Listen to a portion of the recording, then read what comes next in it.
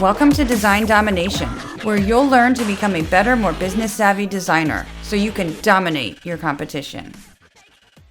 Hi, and thanks for tuning in. I'm Colleen Grotzer, and in this episode of Design Domination, I'm going to talk about the importance of presenting your work, how to present it to clients in a way that will help you get more respect and less pushback on your designs, how to properly get constructive feedback from other designers and others. Plus, I'll talk about one seemingly harmless question that you should stop asking clients. Let's talk first about presenting work to a client. These are some mistakes that some designers make. Mistake number 1 is not presenting your work at all. Hopefully, in fact, you are presenting your work. Designers often think that a good design will just sell itself, and therefore they really don't need to present it or explain it. Surely the client will just get it, right? But that's not the case. Even if something seems obvious to you, it may not be to the client. Mistake number 2 is presenting too many designs. If you present too many design options to a client, it can cause them to feel overwhelmed or confused. And you don't want that because you're the expert and you're there to give them solutions, clarity. Or they may end up cherry picking, meaning they will ask you to use this color from that design and that image from this one. And, as we know, that often doesn't work. I've sometimes countered these types of requests by explaining this as an example. Imagine picking out your favorite pieces of decor in your home. So, say it's a green vase from your family room, a painting of a tropical beach from your office, a silver Moroccan-style lamp from your bedroom, and a red oriental rug from your living room. They may look great in those individual rooms in your home, but when you pick them out and put them in the same room together, they just don't work well together. The same can sometimes be said for interchanging various elements from different designs.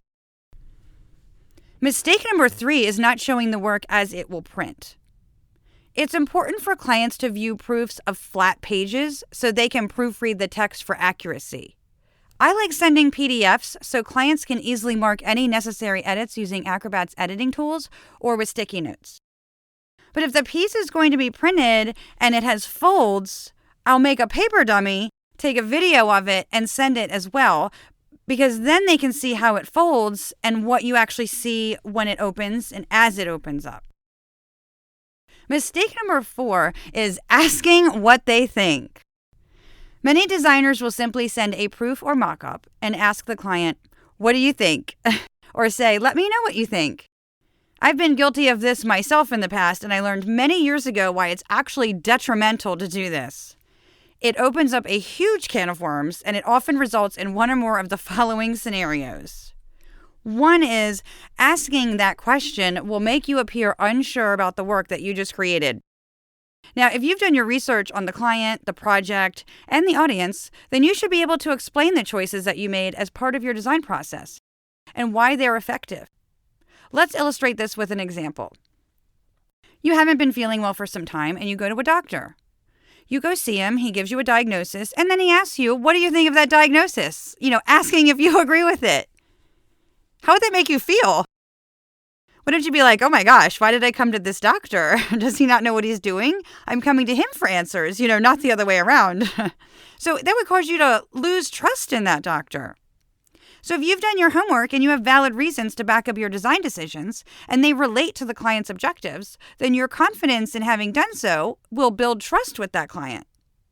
Now, if you're not sure what questions to ask before starting a project and finding out that information, then I highly recommend that you run, don't walk, to creative-boost.com and click on resources and download my free guide, 17 questions that you must ask during a design consultation.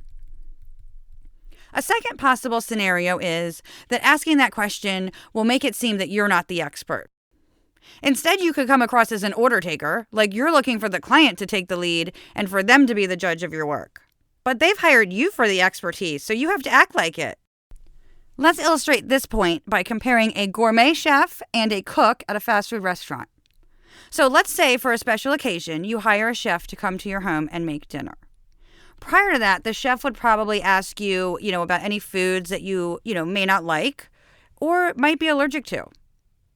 And then they would think about some options and come to your home and put together a delicious meal.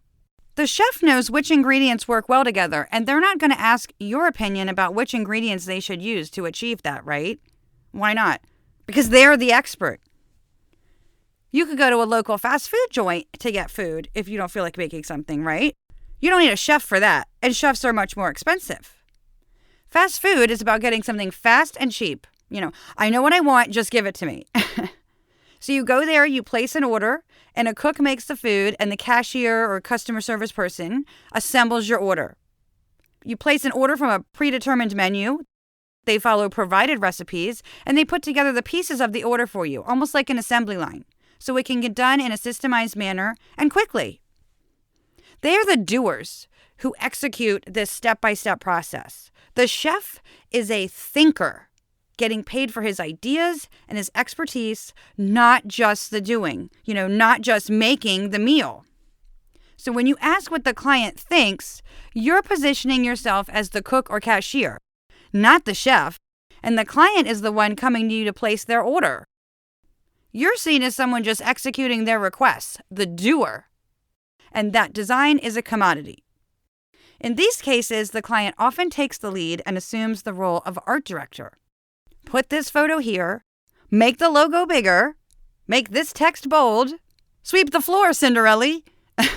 If they could use InDesign and Photoshop, they would probably do it themselves. Of course, we know that does not make a designer, no more than using QuickBooks makes somebody an accountant. When the client sees you as the chef, on the other hand, you are viewed as the expert, and your work is seen as a strategic form of communication that will help them accomplish their goals. When you're the chef, you take the client's feedback and you decide how best to accomplish what the client is trying to achieve. Maybe something does need to be bigger. Maybe it should be in another color. Maybe it shouldn't be changed at all. But you, as the chef, should decide that and explain your reasoning to the client.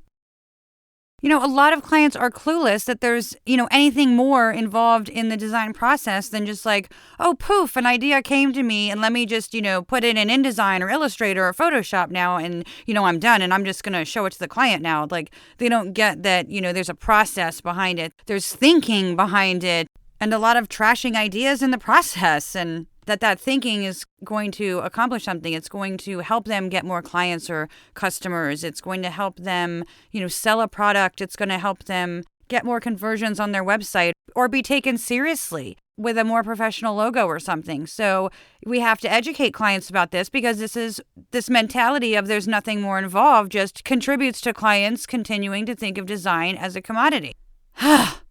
Okay, I'm done with my rant now. A third possible scenario is asking that question will open up the design work for a debate. The reasons for the design should always go back to the creative brief, goals, and audience, not anyone's personal preferences, yours or the client's. So asking what they think may invite them to give their personal opinion or provide critique outside of the proper context. And if that happens, then you must refer back to the creative brief, goals, and audience, which is all objective information. So, for example, if they say they don't like something, ask why. If it's because they just don't like that color, well, that's irrelevant. The design is not for them. I mean, heck, it's not even for the client technically. It's for their audience and what will attract and appeal to them. Everyone has different tastes, so deviating from the goals of the project and the audience preferences to accommodate the client's tastes is like chasing a moving target to satisfy everyone's opinion. And you know what they say about opinions. Trying to accommodate feedback based on your or their personal taste just takes you farther from the goals of the project. You'll spend too much time, you'll lose confidence and get aggravated. The client won't respect you, and they won't get what they need. So no one wins. Another potential scenario is that asking that question will make it seem as if the design was arbitrary. While there is more than one way to approach something creatively, there should be reasons for your design decisions. And again, those reasons should be objective and go back to the creative brief, the goals, and the audience. Not, I chose this font or this color because I like it. You need to be able to explain it with valid points. This reinforces your position as an expert, and it reinforces design as being strategic, not just pretty. So now you might be asking yourself, well, what the heck do I do then? Well, a more effective approach is to present. And by present, I mean meeting in person to show the work and explain the designs, making and emailing a screen recording showing the design and walking them through it. I like Loom for that. Or sending an email explaining the design in writing. Now, a screen recording and email can be especially helpful if the design needs to be passed on to someone else for review. And that will ensure that your message gets conveyed properly as opposed to hoping whomever you just explained it to is going to do so on your behalf. No one can explain your design better than you, so don't rely on them to. Regardless of which way you choose to present the work, you want to explain your design and how it aligns with the objectives that they came to you with. So, for example, say the client's business has a really stuffy corporate image and they want to appear professional and friendly instead. How does your logo redesign accomplish that? Some points that you could make are how the colors and the typography and any design elements work together, to give this look that they're trying to achieve. How the work sends the message they want it to. How the design makes the audience feel. Why it appeals to their audience. How the design is reader or user friendly. How it makes the client appear to their audience. And how it sets the client's business apart from its competitors. Asking these questions positions you as a strategic problem solver, not someone designing something that just looks good. When you can back up these design choices that you've made with valid explanations, it provides an objective basis for the design, and that usually results in less pushback. That is, as long as you've done your research beforehand and made valid design decisions along the way. That you didn't choose, pink and a script typeface for a logo for a corporate law firm, for example. And having confidence and enthusiasm when presenting helps tremendously, too. It really reinforces that you know what you're talking about and that you're prepared and that you've done the appropriate research. Plus, when you're confident, it helps build trust. And you're conveying that you know what the heck you're talking about. Presenting your work in this manner helps establish your design as a statement, not a question looking to be answered. Now, don't get me wrong, just because you don't actually ask the client what they think in those words doesn't mean that you shouldn't be open to getting feedback from them. The client's feedback should indeed be welcome and discussed, and you should consider any valid points that they make. So instead of asking, "What do you think?" or saying, "Let me know what you think," after explaining the work, you could say, "I'm confident that you too will find that the design meets these objectives," or "I reviewed a checklist that I made of your objectives throughout the process, and that guided the design." If they end up requesting changes that would be detrimental to what they're trying to accomplish, because that happens, or start asking for things simply because "I like blue," or "the CEO wants it that way," despite your expertise in offering your professional opinion to the contrary, you may rethink working with them in the future, or you may end it now and say, "This isn't a good fit," or "working out, I think blank would be better for your needs." And fill in the blank with a commoditized design service.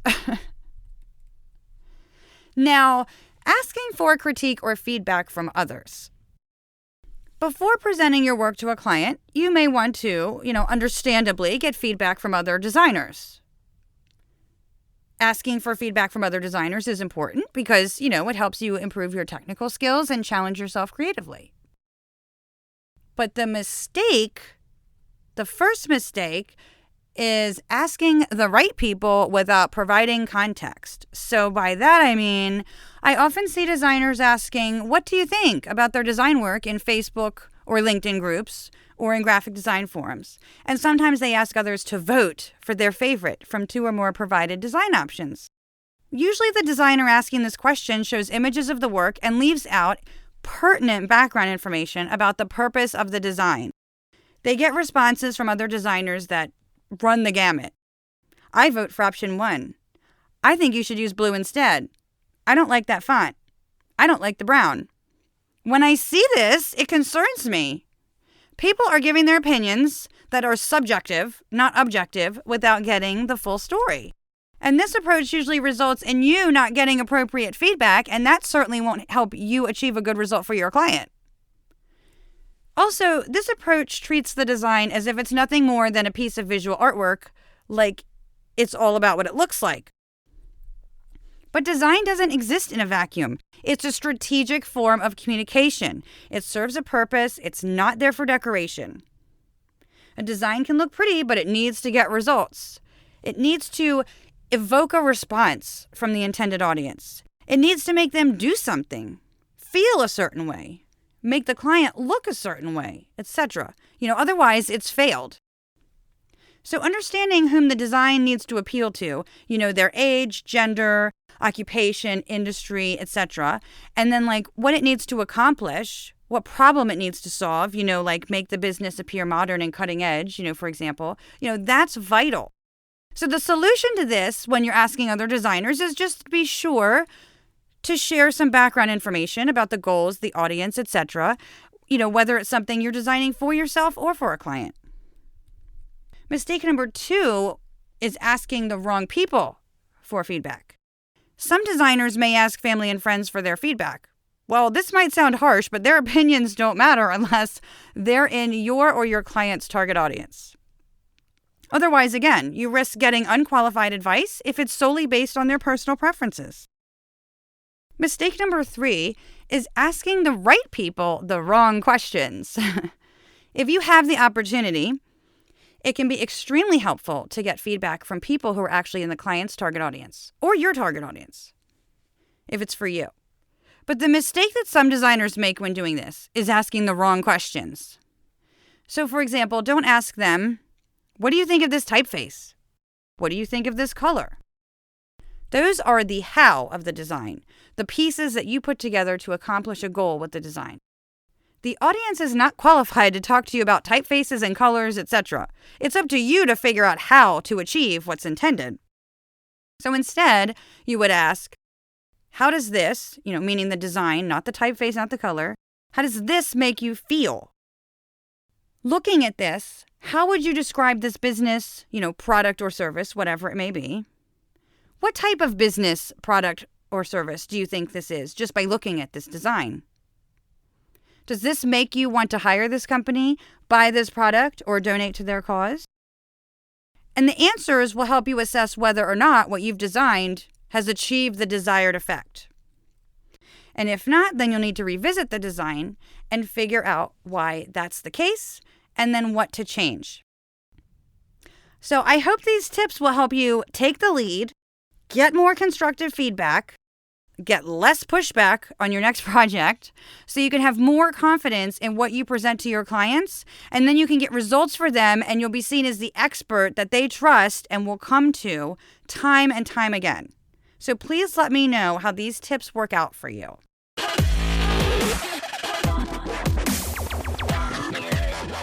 If this has been helpful to you, it would help me out if you could tell others, share this episode on social media, and leave a review in iTunes.